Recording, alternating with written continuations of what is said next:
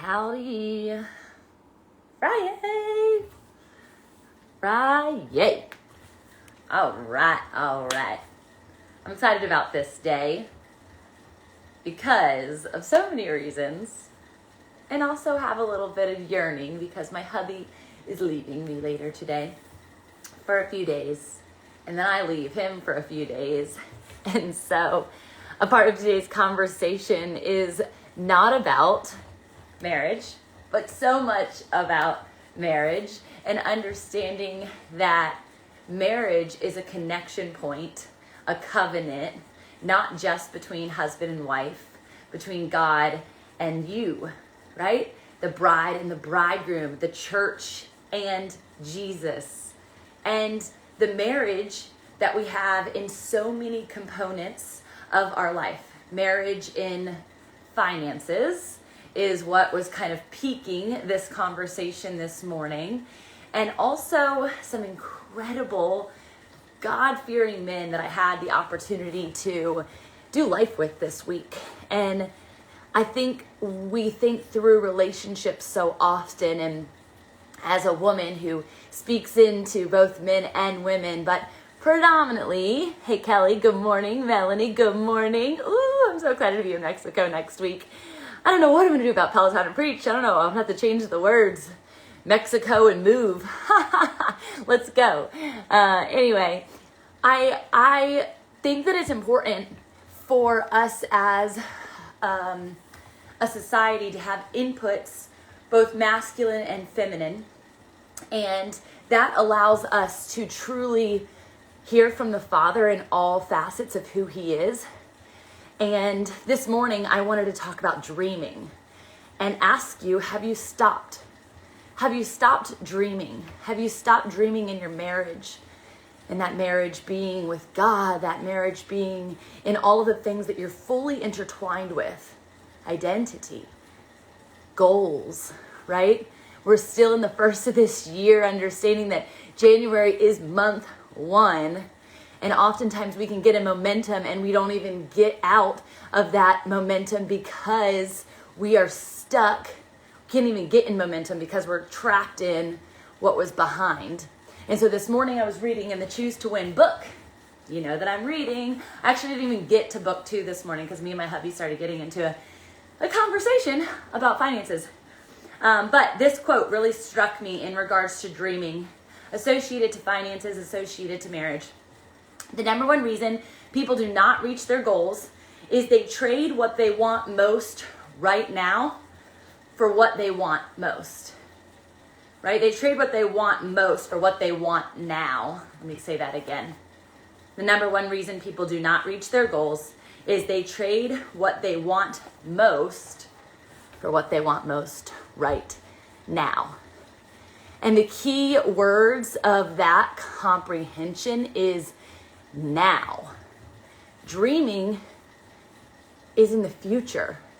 And so often we're fixated on the situation that we're in financially, the situation that we're in relationally, the situation that we want to be in, and yet we just stay stagnant because we don't have a solution. The number one reason that people get divorced is finances. Hands down.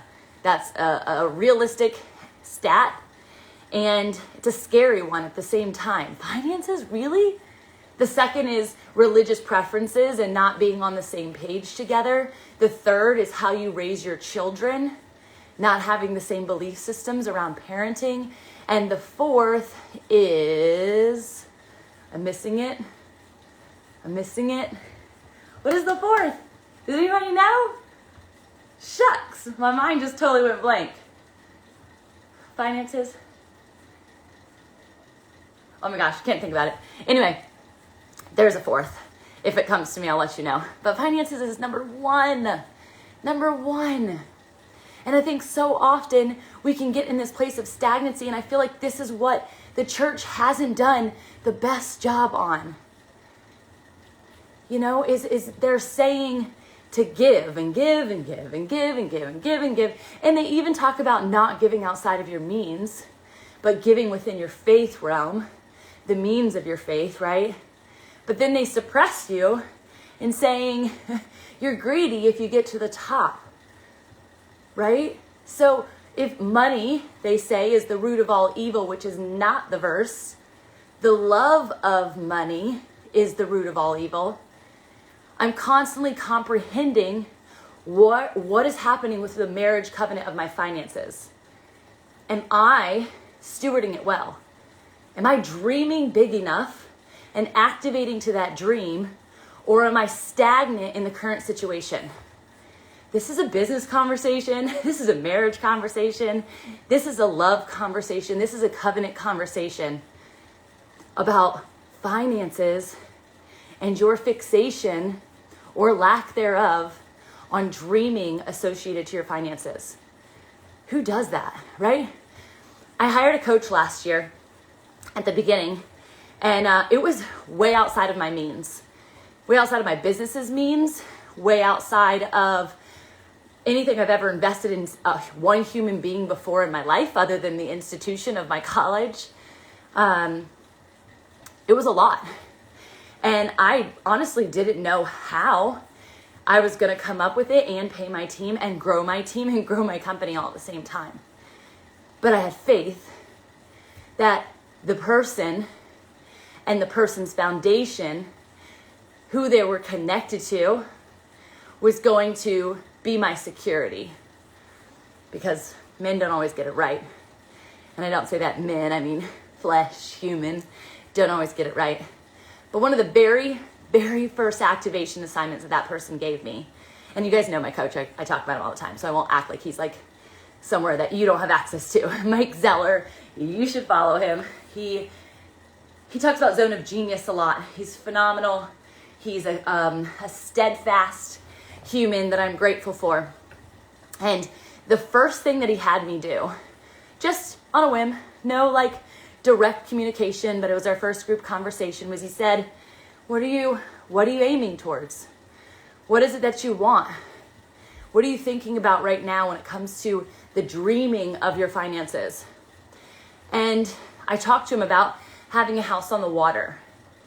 And that's a tangible, like materialistic concept, right? And that's where we can feel like imposter. We can feel like disassociated from our faith or from other people who don't have that same dream.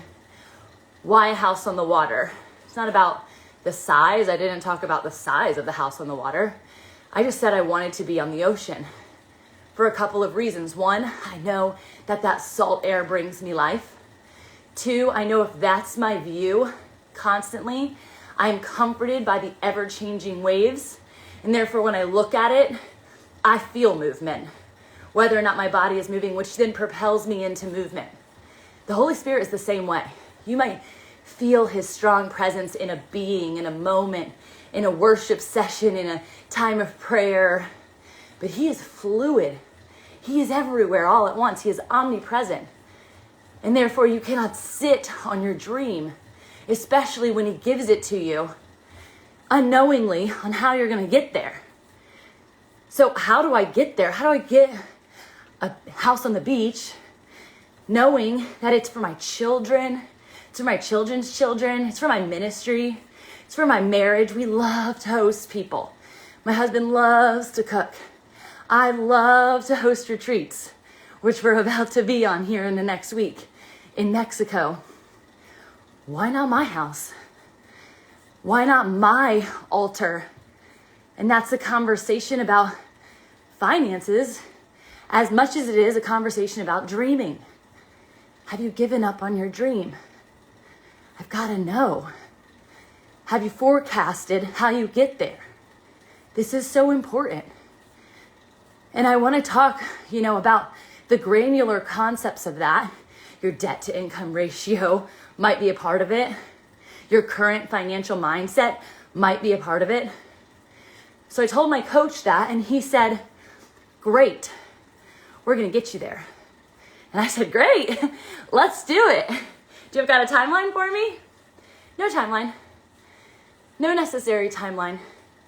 It could work for you, and we could map that out, and I encourage you to set those SMARTIST, EST, that's my methodology for the SMART goals. It's in my book if you haven't read it. Always becoming. EST, evaluate, share, and tailor-made. You cannot forget the foundation of a goal. The foundation of the goal is the marriage covenant. It's why. Why are you doing what you're doing? Who are you helping in the process? How is it aligned to the kingdom mission? Your money isn't for you. Your money is meant to be a resource for you. But if you are taking that, as the talents of the parable of the talent says, and you're burying it to buy a house that you're just going to enjoy, and you're not going to actually create this experience of an altar inside of your living room, this place of worship, this place of serenity, this place of welcomeness, this place of drawing in, this place of intimacy, right? These things are so critical. And that has nothing to do with the beach house, and it has nothing to do with the finances associated to buying the beach house, and it has everything to do with the kingdom. And so in order for you to have financial success, in order for you to have financial freedom, whatever success is to you, it might not be anything. And for me, so much of it isn't materialistic. It's nationally driven. How can I help people in other countries? How can I steward other people's marriages and not let that statistic of finances being the culprit of divorce be what fuels lack of marriage, lack of intimacy, struggle, arguing, inconsistency? You know, a lot of people will say divorce is blamed on something else, but if you get down to it, is it the 1, 2, or 3? Finances, as I mentioned, religious differences, and raising your children. You could get 2 and 3 really right, but if 1 is off kilter, oh man, you could get 1 and 2 right, and if 3 is off kilter, you're not parenting your kids with the same, methodology or heart or vision. It all comes back to my first question. Have you dreamed enough? Are you activated enough to get what the dream is versus focusing on the right now? What you want right now might be something you don't even know. It's just a small kind of concept associated with what God has planned for you. But if you're so fixated on getting comfortable right now, you're going to lose sight of what's ahead. So I'm sharing all this information. I'm sharing this story, sharing what my coach had me do next, because I want you to dream again. I want you to get into that place where you're dreaming up what God has planned for you with Him, co-creating it. I say this all the time in regards to my partners, and my partners are my clients, so don't get confused. I do have partners in business as well, but I've been playing around with this word. Like, client feels like this, and partner feels like this, and just because you hire me doesn't mean that you're subservient to me. You have a zone of genius. You have an excellence. My partners teach me every day as I'm coaching them. Every day there's a revelation that they give me. They're gifts to me just as much as I am a gift to them, and Mike was the same. I think I continued to be an iron in the room for him, sharpening him from, what does Jesus say about this? Because he knew that's how I learn. He knew that that was an important root value to me as he coached me through the last year. And so in that conversation, I told him the goal. I want to hear your goal, so drop them below. Tell me what God is dreaming up for you in your life. I want to know. I want to pray over them with you. And he said, great, we're going to get that thing. But the very first step is to put your feet in the sand. The very first step is to go on a walk on the beach you want, in front of the houses that may one day be yours. I want you to pick the one you want, or maybe the one you want it to look like when you build it yourself or remodel it yourself. And I want you to sit there and just meditate on the promise, not the outcome, not the comfortability of achieving the dream. Because how often do you achieve the thing that you want, and then you're lacking joy associated to it because you're like, oh, that was easier than I thought. That was harder than I thought. Now what? The dreams are constantly ever evolving. And that's why it's so important for you to recognize that it's not about the tangible item. It's about the process of the sharpening that happens to receive or to gain or to earn or to exchange that tangible item. But more so importantly, how is legacy associated and connected to that covenant? How are God's promises connected to that milestone? What have you done? What has he done? How have you glorified him in the process of achieving? This is so critical to understand because you see with the fleshly eyes, perhaps even, I'm like way over resistance over here dying, and I only need to be on 25. Peloton. Thank you, Allie. Let me breathe for a second. How often do you look from the outside and you see people with a lot of things?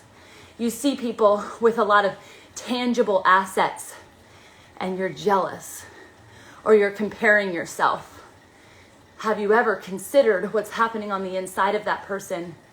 As maybe the world around them is pretty, but the world inside of them is deteriorating. I've been there. I've been there firsthand, which is why I'm sharing this, because I'm called to testify. I've been in a place where hundreds of thousands of dollars were in debt to our name. I've been there. I've been there where the business that I thought was the dream, the business that I thought was the righteous goal, was where we were putting all of our energy, all of our time, and we were distracted. Let me rephrase that. I was distracted by the exterior concept of what that financial achievement would bring me. It doesn't bring you joy. Joy is a present moment. What do you want right now? What can you sit in right now? God, I just want to surrender my life to you. I want to surrender my life. Will you exchange it for joy? Will you exchange it for peace? So that the dreams that you've given me, so the visions that you've given me, for the partnerships and the ability to help co-create and co-dream with other God-fearing humans, let it be a surrender, not an act, a surrender. Oh, Lord, your will be done as it is in heaven, on earth as it is in heaven. The tangible things you're aspiring to are not going to serve you in heaven. You can't take them with you. My pastor at one point said, you can't take a U-Haul to heaven. So you see these people and they've got all the things and you're envious. And envious is not love, right? The love of money is the root of all evil. If you're casting your attention towards the outcome of the dream, the achievement of the dream, you will get to that thing. You will get to that false summit and you will recognize you're not full. You're not fueled. You're not fit to keep going.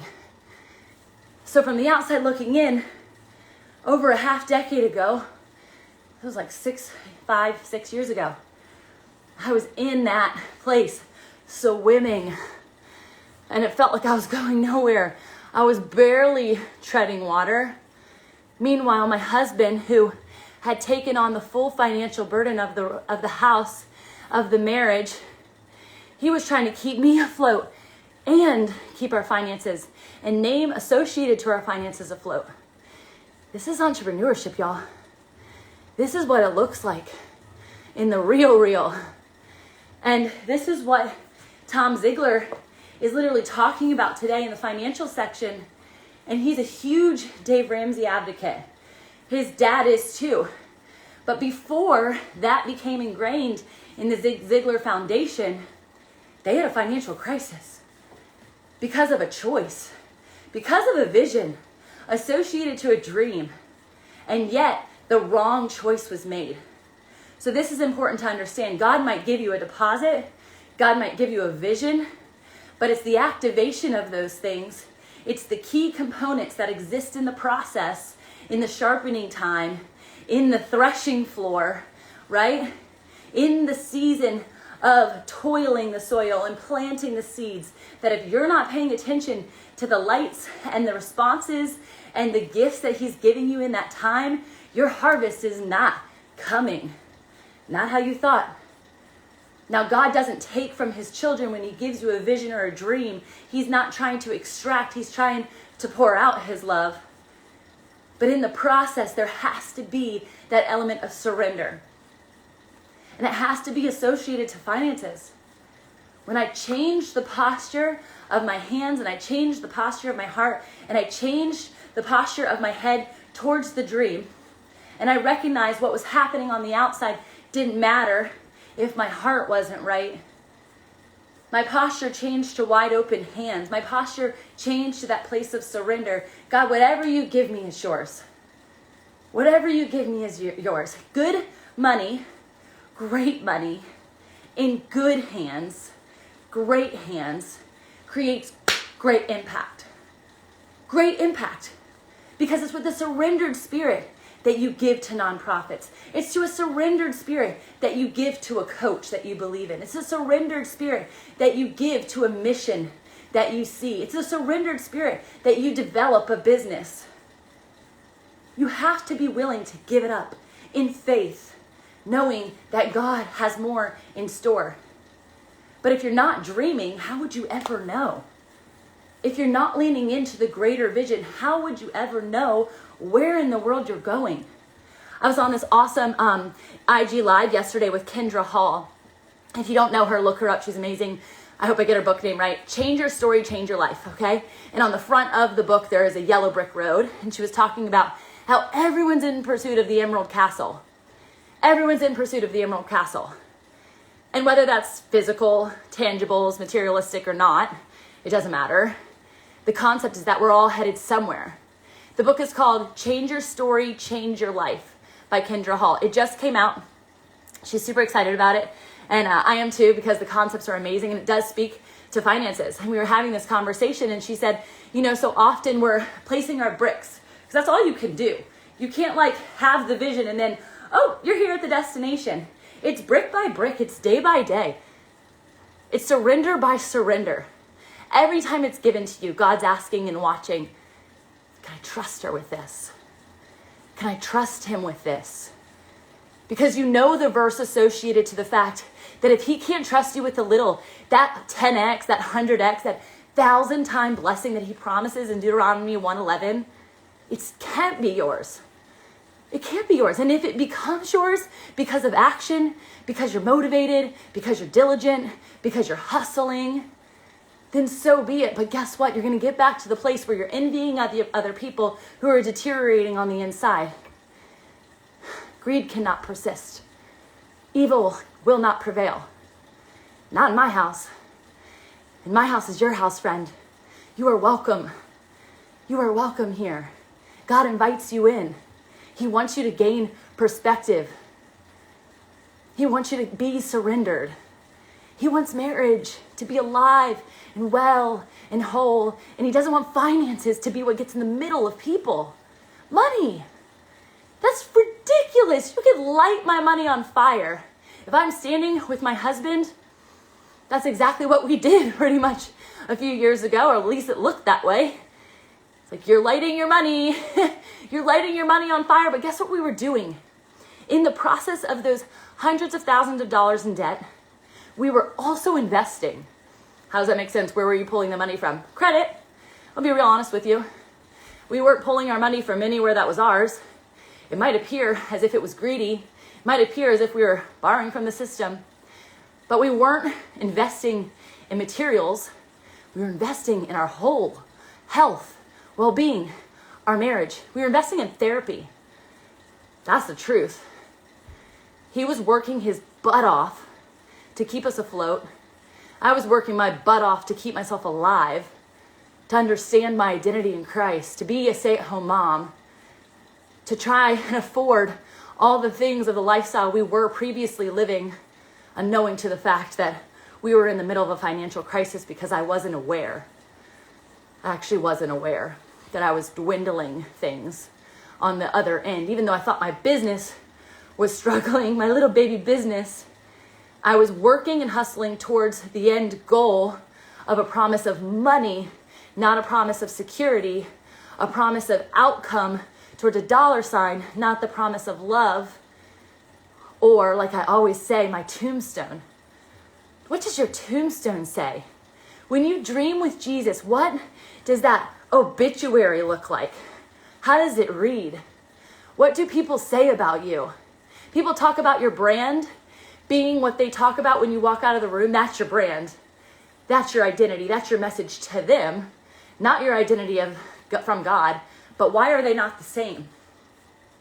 Why is your brand not the same as what God says about you, who God says you are? Why are you not walking into rooms and situations and dreams with God in the identity factor of who he says you are? You are rich. You are prosperous. You are anointed. You are called. You are worthy. You are all of these things and more. And yet we come in with this subservient mindset that because this person has more money than me, they are greater? No. You are the head. They are the tail. You are the head. They are the tail. Stop sitting in this place of wallow in your finances. Invest in the things that matter. Work towards the dream. Co-create with God. Prioritize your marriage. Prioritize your identity. Let your brand, let your legacy, let your tombstone read, child of God, giver, lover, anointed one. Don't you want that to be your story? Don't you want the things that come in material revelation to you to simply be on the foundation of the Father instead of the foundation of the sand where it can all be taken away? I'm now on the other side of a great big, amazing, miraculous story. Y'all, I'm on a Peloton. That alone should tell you something. That's awesome. No debt associated to what had transpired previously. Glory to God. Income that is immediately almost outcome, not because we're not serving, but because we give. We build, we grow the foundations of our family, the foundations of our marriage on a consistent basis, the foundations of our business, the foundations of other people's businesses, the foundations of other people's marriage, the foundations of other people's family. How do you do that? You surrender it. You surrender the outcome to anything that you want right now, which seems like comfort, which seems like safety, for the greater exchange of comfort and safety in the arms of the Father. He is your security. No bank account. He is your foundation. No house. He is your foundation. No car. No success. No false summits here. Okay, I want you to get to the place which is ultimately heaven, where you can stand and look back and you can be proud when he calls you, well done, my good and faithful servant. That you didn't stay in the mess or stay in the wallowing, stay in the financial place that you are right now. You woke up and you laid your yellow brick. You woke up and you laid your yellow brick. And the Emerald Isle was not the Emerald Isle, the Emerald Castle from Wizard of Oz. It was not self-made. It was not man-made. It was not a cultivation of, I'm going to go in this direction so I can be like. It wasn't in comparison. It wasn't in envy. So what if you get to the Emerald Castle and no one's there with you? So what if you get to the Emerald Castle and you're completely void and alone and isolated, and you might have hundreds and thousands of people in that place? But are you seen? Are you known? Are you loved? Can you look yourself in the mirror and be so proud? Be so honored, so grateful, so humbled? It takes work, my friends, to not let yourself be a statistic to society. And I am not anti-divorce. I'm not saying that. I am pro-love. I am pro-life.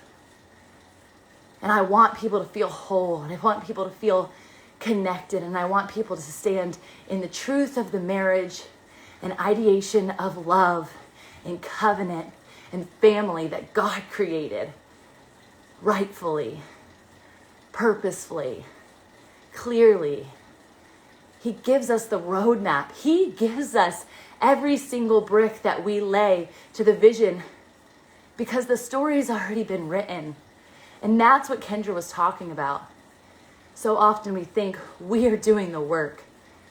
God's doing the work. He's bringing the conversations. He's bringing the people. He's bringing the partnerships. But if you don't trust him with what you have, if you stay stagnant and lacking faith, if you're not actually planting the mustard seed that he gave you, how do you anticipate that you're going to bear fruit? It feels scary to take what little you have and bury it beneath surface. I was burying something I didn't really have in Mike, my coach at the time, and still my coach. I was burying that in hope, in faith, in peace, because I felt such peace about that transaction, about that decision, about that partnership. Because God released me, not because I thought it was a good idea or I'm watching what other people are doing who are associated to him. That wasn't it. It was a release. And so I buried that money, I buried that financial investment in somebody else, in trust and hope, not in him, but again in his foundation, which is God. You might not always understand why you're called into partnership with someone, why you're called even into marriage with someone. But I can assure you, if you look on the inside, if you say, I don't always trust you, but I trust the God within you, that's marriage. That's covenant. That's partnership. That's faith. And man may fail. I surely wasn't perfect in any of these situations. Marriage, finances, parenthood, any of them. But I'm not striving for perfection. I'm striving to get to the Emerald Castle, the end of my story, righteously, confidently, and surrendered in the process. If my hands are like this, I can receive the brick God's giving me. If my hands are like this, I can't pick anything else up, and therefore the blessing that he has right before me, the next brick on your yellow brick road, you won't be able to place because you'll be too worried about holding and carrying the stuff from the past or the stuff for the right now, the comfort zone of right now. I am telling you, give it up. Give it up. Give up the struggle. Give up the hustle. Surrender your soul to the maker of your soul and see what he does. Not without action, not without faith, but in full hope and intention to create momentum towards the end of your story. Partnered, married to the one true, loving Father, the one true, loving Mother, the one true, loving face, character, provider, connector, creator, miracle worker. If you can't invest in him, how do you expect him to invest in you? I don't know. That's a heavy question. But I do know that if we go back to the original question I asked you and we connect it to all of the pieces of the puzzle that I just shared about my financial life, about my marriage, about my experience with my kids, about my businesses, many businesses, about the partners and the clients / partners, co-creators that are on my team right now, about my own coach that I've invested in, then you miss the whole point. Zig Ziglar said the number one reason people do not reach their goals is they trade what they want most for what they want right now. It's a big question. It's a big comprehended surrender. Give up what you want right now for what God has in store for you, my friend. I love you. I hope you have an amazing day. I get to sit with a podcaster today for 8 hours coming up with her message. so that she can share her story with the world. It's so cool what I get to do. I get to see what people are willing to give up right now. And I get to co-create the vision for what God has in store for them. Founded in trust, in hope, in prosperity, in provision. It's a pretty cool gig. And it came from a lot of surrender. I love you. Don't stop dreaming. Don't stop, get it. Bye, Kelly. Bye, everyone live. Tom, Suki. Love you guys. Time to make lunch for my babies.